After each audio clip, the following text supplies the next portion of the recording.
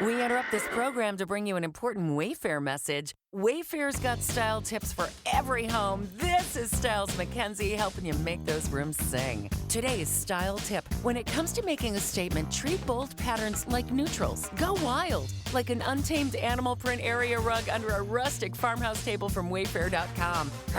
Fierce. This has been your Wayfair style tip to keep those interiors superior. Wayfair, every style, every home. With so many options, why choose Arizona State University? For me, the only online option was ASU because of the quality. Their faculty was really involved with their students and care about your personal journey. The dedication to my personal development from my professors, that's been extremely valuable to me. Earn your degree from the nation's most innovative university. Online. That's a degree better. Explore more than 300 undergraduate, graduate, and certificate programs at asuonline.asu.edu. Empire.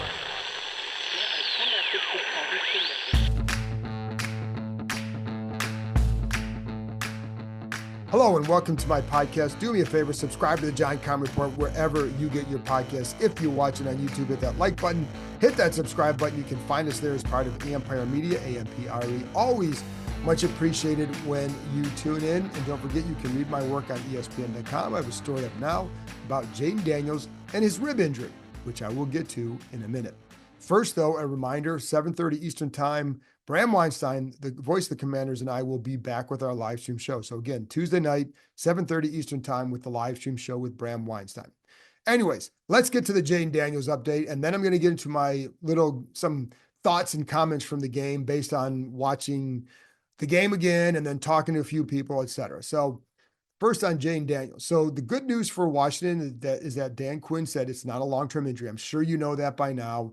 I'm sure you've heard a lot about this, but just in case you haven't. So not a long-term injury. They're still hopeful he could play against the Chicago Bears. And Quinn said they're going to be extremely smart, take every precaution, et cetera, et cetera, et cetera. We'll know more on Wednesday when we're able to go out and watch practice this for the first time this week. And we'll see what he does. I don't know if anything will be definitive as of Wednesday.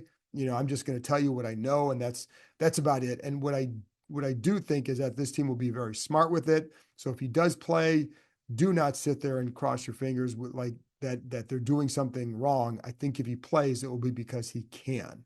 And if you're healthy and they feel you can play, you are going to play. So that's what I would say there. So this is not a situation where you got to rest him just because, but because if he's healthy, you're going to play him. And you know who's going to want to play in that situation? Jayden Daniels. So anyways, a lot of it though is going to come down to comfort level of throwing, the ability to throw, et cetera, et cetera, et cetera. So we'll know more throughout the week. So stay tuned for that. It'll be talking about it ESPN, and we'll be talking about it here as well. So there you go. That's one thing. And then also Brandon Coleman is in the concussion protocol. That's about all we know there. And so there'll be more updates throughout the week. So today I want to talk a little bit. I'm going to talk about Dante Fowler Jr. Had a really good game. Marcus Mariota, what we saw from him. But I'm going to start with something I like, and it's a little wrinkle, and they only ran this like 3 times, if I recall, but they've done it various times throughout the year. But they used that unbalanced line, and Sunday it was very effective. Now, we're not talking these monster plays. It was just a good little wrinkle, and I appreciate what they do. And I think sometimes it's a part of what Cliff Kingsbury does well, is just I think it's a creative use of personnel. I think you see that on defense as well, but it also led to success on the ground. So they used it 3 times. They gained 11 yards, 8 yards, and then 7 yards. So 26 yards on 3 plays, not a bad average on the ground. And I like what they do with that. So, and they, they like to run that guard tackle pulling action. So this is a little bit of a spin on that, because you're still kind of running that action just with different personnel, but you're also catching a team maybe a little unaware, because you could see the way that the Panthers handled it the first time. I'm not sure that the Panthers lined up properly to defend that look. The second time you can see there was still some confusion. One of the linebackers as the ball is being snapped, has his back. He's not turned to the ball, but he's looking back. So he's not ready for the play. So there, because there was a different look and they saw it late, they're coming, it's run out of a no huddle, just really good use of personnel. They're doing it without having to bring an extra lineman in. So a lot of times you see Trent Scott come in that kind of situation. Well, this time it was a couple times Andrew Wiley's over on the right side, over on the left side. One time it was Brandon Coleman on the right side as the right tackle next to Wiley. And then you'd have one time it was two tight ends on the right side with you had Ertz and I think it was Ertz and Bates. One of them I think it was Ertz runs a little circle route out of the back, to take away one side, but then Bates is pulling over. One time there was a tight end in the backfield and there was tight end, so just a lot of variety of looks, but each time it had success. And I like what Kingsbury does. I think sometimes he plays chess with this stuff, but I also like that there was one time they ran it back to back and it was with Andrew Wiley. One time he was on the left side. The next play, it was Brandon Coleman was on the right side. And one time it went for 11 yards. The next time, and it was Brian Robinson up the middle. The next time it went for 7 yards, but it was the keeper that Jayden Daniels had around the left end. If you remember the one where he awkwardly fell, that's if he's not hurt already, then there's a chance that he gets a lot more yards on that. Maybe cuts up, maybe makes the guy miss. There's one defensive back over there. He probably gets 3 to 5 more yards regardless, just because of how it fooled the defense. And then the next time it was on the Brian Robinson 8-yard touchdown run. But each time very effective, running out of the no huddle. It forces the defense to line up properly against that look. And if it's coming late, then you may not know that what's coming. But overall, I like the concept of what they do with it. And part of it is at times you're getting a bigger guy at the end of the line. So there one time with Wiley, he's blocking down on the defensive end, and then you're coming through with the pulling action again with Cosme and then a tight end with Bates. So you're getting a little bit more quickness coming over there as well. So to pull the pulling action, and it's just a nice little wrinkle. And again, if the defense doesn't line up right, the math adds up in their favor. And so it really forces the defense to be very sharp with their alignment. And then, and sometimes it could make it easier for the center if the nose tackle lines up or somebody over the center lines up incorrectly, it can make it much easier block for the center as well. So, that's something there. And it's funny because I was talking to one defensive coach earlier today, not here, but his comment was like, well, did they pass out of it? So he's like, if they didn't pass out of it, just watch for that against the Bears. Like, would they pass out of that set? Because they ran it different way, two to Robinson, one zone read, but that's something to watch for. So it's not the first time they've done it. It was just something I noticed again on Sunday, and they scored a touchdown off it. And I just think it's been effective for them. So just wanted to point that out. And it's funny because and that's one of the guys I talked to. I always like talking to Logan Paulson about this stuff, and he was the one to point out it can make the block easier for the interior line, especially the center, if they don't line up. If they kind of line up a certain way, then it's just an easier angle for the center. So always it's just a little wrinkle that I think has been effective. And again, I like that they ran it on consecutive plays, and they end out of no huddle, and so there you go. So let's look at Dante Fowler, because I thought he was obviously very impactful, not just a touchdown. He was impactful overall. I felt like consistently throughout the game, he's been playing pretty well this season. A good pickup for a guy who's a rotational end who has had to play a lot more, I think, than what maybe they anticipated because the injuries at defensive end with Farrell and then with Armstrong. And by the way, no update on Armstrong. He too has the rib injury. We'll know more about that Wednesday, Thursday, Friday. Kind of knew he wouldn't play last week because I know how painful it is for him right now. Don't know what that means yet for Sunday. Anyways, on Fowler, before the touchdown, he had a couple really good plays. He had a good pressure, got in Dalton's face on one, resulted in a completion, I think like an 18-yard gain, but it was a good pressure. And then one of the plays that actually maybe saved that first series and changed, I wouldn't say it changed the game because they were going to move the ball up and down in that defense anyways, but it certainly got the game started off in Washington's favor. So if you remember the screen pass that Dalton tried to throw on the first down and he just overshot the receiver? Well, it's because Fowler was about to tackle him, right? So he forced him to make an errant throw. If he completes that throw, there's 3 blockers headed out there. There's 2 small defensive backs down the field. It is a long run, maybe a touchdown if it's blocked right and if they make move. But so who knows? But regardless, it would have been a big gain. And then 2 plays later, it was a touchdown for Washington because of Fowler. Then there was also the 4th and 1 stop where he basically reads the play, and right before the snap, he cuts inside a little bit and just shoots inside the tight end's block and makes a stop for a loss. Just a lot of really good plays by Fowler. He's been a good pickup, and I just think this game was a good one for him. So there you go.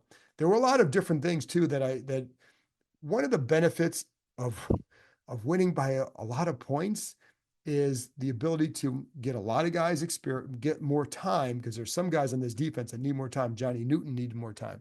You had guys like F.A. Obata, who haven't played in a while. He needs more reps. So they're getting those chances in games where you're blowing teams out. This is the 3rd game in the last 4 of their last 4 where they've won by 21 or more points. So you're being able to rest guys, but you're getting guys more time who need, like Johnny Newton badly needs more time. Like this has become akin to a preseason for him. And I think, they were kind of a little bit past that because, he missed a few games, but you're really looking at that kind of situation where he's got a lot to learn, and you can still tell that he's learning out there. I think Fedarian Mathis needs a lot of reps consistently when he's healthy. He's getting that. And here's an impact on Durant. There were 8 defensive linemen who played at least between 15 and 23 snaps on Sunday. Nobody played more than 23. I think it was 23, maybe 25. It was Johnny Newton played the most, and the least was 15 for F.A. Obata. So, Jalen Holmes, who was just signed last week, got 16. Jamin Davis got 16 at defensive end, had a couple nice plays, some good, set the edge a couple times. So, they're also not afraid to use different combinations, even earlier in the games. And later in the game, I'm watching rotations of it's, Jalen Holmes and Sheldon Day and, Johnny Newton and F.A. Obata. That's not a combo you would have thought about, that you would have put any money on being together, because first of all, Holmes wasn't here, but also that's what they're willing to do. But the impact too, I'm curious on the impact on a guy like Daron Payne. Hey, it's Bram Weinstein here, voice of the Commanders, and of course, frequent guest of this podcast, The John Keim Report. I wanted to let you all know that my show, which airs at 11 a.m. to 12 p.m. on ESPN 630, is now exclusively produced by Empire Media, my company, and is going to be distributed through our network. So I'm asking you, please, if you subscribe to this show and love this show, give mine a try as well. Subscribe to The Bram Weinstein Show wherever you get your podcasts, and many of the shows and many of the elements that are in the show will be available on the Empire Media YouTube channel. We're going to talk a ton of Commanders and other DC sports. Check it out. Last year, he had 11 games where he played more than 50 snaps. This year, it's a big goose egg. No games like that. Last year, 16 games with more than 40 snaps. This year, 2. That helps. You would like to think for them that will keep him fresh and healthy throughout the year. You're developing depth. Now, you have to be a good defense too. You have to make plays as well if you're going to do that. So these guys who are backups have got to do more than just be on the field when you're facing. And I think Carolina has been a solid offense with Andy Dalton running the show. So they did a really good job on Sunday. And Hubbard is a really good running back for Carolina, and they did a good job there too. So little things for example, Dan Quinn talked about the tackling on his conference call on Monday. Tackling definitely was better on Sunday. Yards after contact in the run game, 1.17. That's a season low for Washington. Yards after the catch on receptions, 3.1. Another season low, or season best, however you want to term it, season low for Washington. Hubbard averaged only 1.41 yards after contact.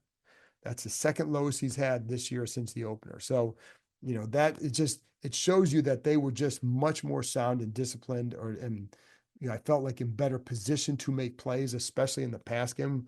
When you watch it last week, now last week they gave up a lot of yards after contact in the pass game. This week better, facing a much different offense, and Baltimore's offense is definitely more explosive. We all know that, but it was improvement, and now they have to carry through to against Chicago. Can they do that? Well, it was a good game for them. We'll see what they do, but it was a better game overall. But I do think like they're using a lot of guys, and like even on Sunday, what I like is that there seem to be, it's not just throwing guys out there, it's trying to find what they do. And it's trying to find guys like Emmanuel Forbes. He played a decent amount and he contributed. So, but I think there were times where it was Forbes and St. Juste were the corners. And there was one time where St. Juste is not out there. And there's times where they mix up the safeties too, right? So, and it's not always one guy out there. Now that's, there's some element of, well, if you had stronger starters, maybe you don't have to do that in some of those spots. But I like that if you don't have that, you're finding ways to keep guys engaged and find ways to help them to allow them to contribute to this team. So I think that's a good thing because it keeps people sharper. I think it keeps them more engaged, and you want that, I think, on a roster. But ideally, you'd have a bunch of all pros back there. If you don't have that, find what guys do and use them in that way. And I think it bodes well for how they use their talent. And I felt like they executed a little bit better. One of the plays, there were some things, there was one play where it was a combo of rush and coverage. You always hear that because if you want to run stunts, you want to do some things, you better get some good coverage behind it. There's a 3rd and 12. So it's going to be a slower developing play anyways because it's 3rd and 12. You can't just boom, boom. So on this, you had Deron Payne was standing as it was aligned as a stand-up end, and you had Dante Fowler inside. So they run a little stunt, and Payne just blows through coming inside. Well, that's a play where he chases Dalton out of the pocket, and he has to throw to a receiver, I think a receiver tight end, for a 2-yard gain. But the coverage was solid. The coverage it looked like a split safety alignment, and then it looked like they rotated after the snap. So it almost looked like maybe one side was quarters, maybe one side I can't remember what the other side, but it looked like they mixed it up a little bit after the snap, and that helped. I don't know that necessarily slowed Dalton down because it was going to be a slower developing play anyways. But if you're going to do that, you've got to buy them time, and that was the case. And Payne caused the pressure because of that. So and like I said, I thought Forbes did fine. He had the interception. It was not the best of route by Deontay Johnson, but a good job by Forbes being where you should be and picking that ball off. A nice job by him. And there's like you heard Fred Smoot on my podcast last week talking about how he felt that one of the things that Forbes needs is confidence, and just to build that confidence. That should give him more confidence. And there were some times he did a really nice job, and there were a couple of times where you say that play is going to bite you if you do that against another team, or if you didn't get pressure on that play. Like there was one time where, and I'm not sure why Dalton doesn't throw. He's covering on a deeper out, and as the receiver comes out his break, Forbes slips. There's an opening. Dalton doesn't throw it. Another time he gets beat on a double move, but there was pressure. It didn't matter. So that's where the rush can bail you out. And there are other times where the coverage is going to bail them out. And he, like I said, he did a good job on that coverage on the interception. Not his fault. The receiver ran a bad route. He's where he should be. He picked it off. A good job by him. And but like I said, I like how they're using guys and just not. I mean, if you're out there, you're going to play. That should build depth, and it should keep guys healthier throughout the year. And especially, like I said, a guy like Deron Payne, you need him now, especially with John Allen out, to be a linchpin of that defensive line. But I also like the way Fedarian Mathis has been playing. And like I said, I think Johnny Newton still needs to keep developing, but Mathis is a guy that I think continues to get just a little bit better, a little bit more consistent, I would say. He's not making splash plays, but he's been more consistent. And listen, man, that's what you need. Then you get like Mike Samerstill, really like how he sticks his nose in plays. Like, I'm telling you, man, he's not a big guy. He's up near the line. That dude is fearless. And stuff like that goes a long way. And it's funny because one of the things that Dan Quinn talked about with him early in there is just how how he's a leader, not just among the rookies, but among other players in that room. And there are times where you can see the way he talks to a guy. I think it was like Percy Butler, someone like that. Now, granted, Sam Russell's 24 years old. He's not just some 22-year-old rookie. Played a lot of college ball, 24 years old. So there's a different level of maturity to him. But there was one time I was talking to Butler coming off the field, he just kind of pats him, just kind of pats him on the back or something like that, the way that an older guy would do to a younger guy. But there's just a different style of leader, just a different level of leadership with Sam still. And I think that's something that they obviously love and can build on. But like I said, defense was much more consistent overall. You didn't see the coverage issues. You didn't see the communication breakdowns. This was not the same level of offense as Carolina. We know them, but as Baltimore, we know them. But it was an offense that had been giving teams some problems for at least a few quarters every game the last few weeks. And, it'll be interesting to see what they do against the Bears offense with Caleb Williams and his ability to extend plays for sure. So, I don't know where this defense is going to go, but I do know there's some guys that did a nice job. And there's some areas where you just say, okay, that was a really good game. There's hard to really find like some, just find areas like, oh, this was just horrible. I don't think there was nothing like that. Yeah, you gave up 7 points and you gave up less than 200 yards. It was a pretty damn good effort and good showing, but they were just consistent. And the one play that really got him was that jet action. It wasn't a missed tackle. It was just, they didn't see the guy, right? It was just missed. And, and they recovered on that first drive. And from there, they were home free. So anyway, let's get to Marcus Mariota and we'll finish up there. And felt like obviously he did a nice job overall. He missed those 4 games. So like there are things that you wonder how much of this is a little bit of rust and how much of this you still got to get used to it, or this is who you are. Because there are definitely some plays where it's like, okay, to have that full rhythm and timing back, it takes a minute.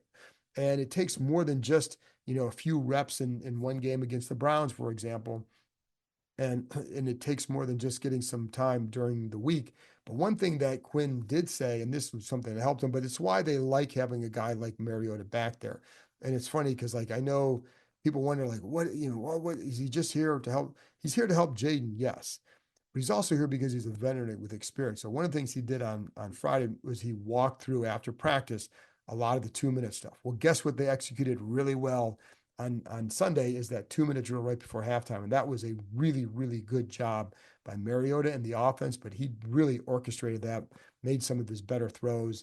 And that really, I think, got them going for the second half for sure. I mean, the game was over once they scored that touchdown, but that was a really nice drive by them. And, they're definitely, for a guy that hadn't played a lot, again, missed time in the preseason, did a really good job just finding some guys, using his legs to extend plays. Sometimes to be honest, I almost wondered, did he maybe make it tougher on himself? And I'll get to that in a minute, just by maybe leaving a pocket that was pretty good, or, and that's something that's more for coaches to answer, but it's something that sometimes you wonder, like, could you have done this here? Could you have just stayed with this a little bit longer?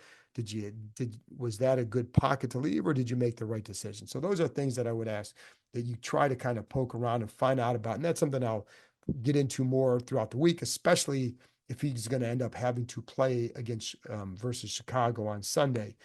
Don't know yet again. I think, he showed a level of athleticism that's really good, and that's needed that's welcomed at that position. It's something that Cliff Kingsbury clearly values with Jayden Daniels. And I like that they continued right away using his legs as part of the zone read. You got to let him know you're going to do it. It's a key part of this run game because you can see what it does to the team, to the defense, with the way it freezes the backside. If you just even carry out your fake, there's a lot of good to it, and it just opens things up for Brian Robinson, Eckler, Jeremy McNichols, anybody back there. So I think that's why it's important to have a guy like Mariota. It's funny because I know when he was signed, not a lot of people were crazy about it, and I wasn't sold on it either, because when you watch him, like, I wasn't really sold on how well I'd seen him play for other teams. But then you put him in this offense, and with his legs, well, he looked different, right? So can he do that in a game next week where maybe it's just you're going to face a much better defense? We'll if he has to play. Well, we'll see.